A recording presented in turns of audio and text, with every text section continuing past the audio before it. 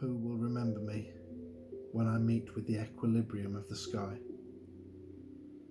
If I am honest, I walked this earth as a child. I did not mind, for I never wanted to become a man. I would climb atop the cherry tree to look down at the hearts that had fallen to the ground, caressing the ones that remained, but they never made a sound. I would come down at dusk, as I didn't quite belong in the darker face of twilight. Each time I came down, I would trample those hearts a little bit further into the ground, accidentally, on purpose, you might say. I tore the sky in two at times, yet the dragon always swallowed the day.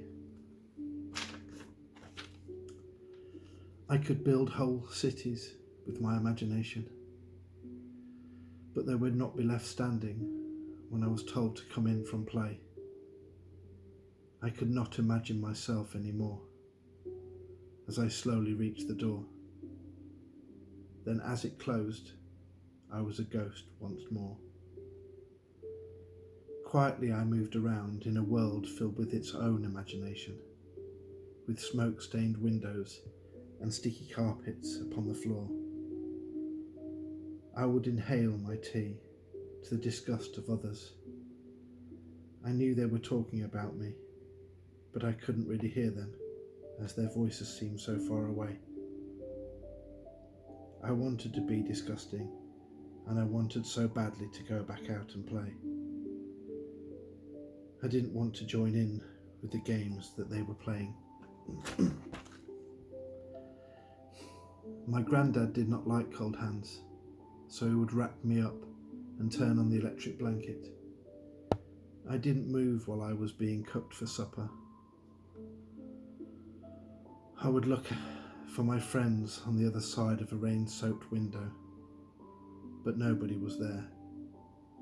So I stared at the wallpaper until I found myself in it. "Come here," it said. "Come here, Mark, and be with me." That was the time I learned how to dream. Each night more and more faces appeared, and all of them were me. Some of them grew bigger, while some just stayed the same.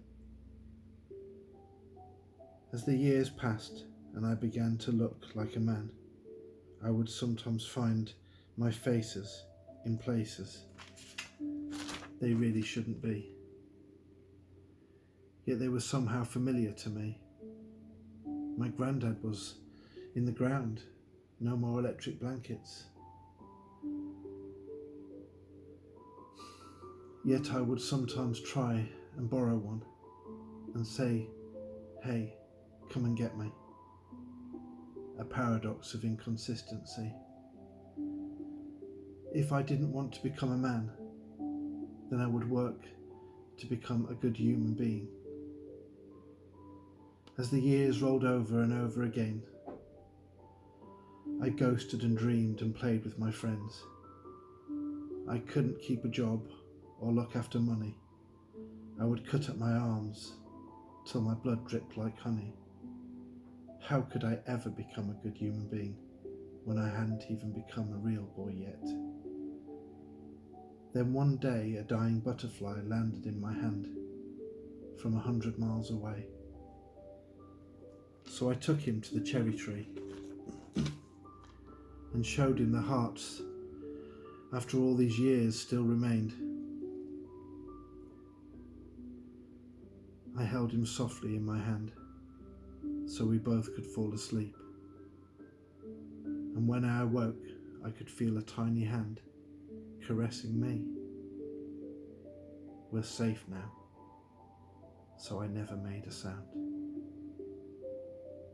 The moral of my story is, don't leave your heart upon the ground, but take it high atop a tall tree. Don't close your hand around it. Simply set it free.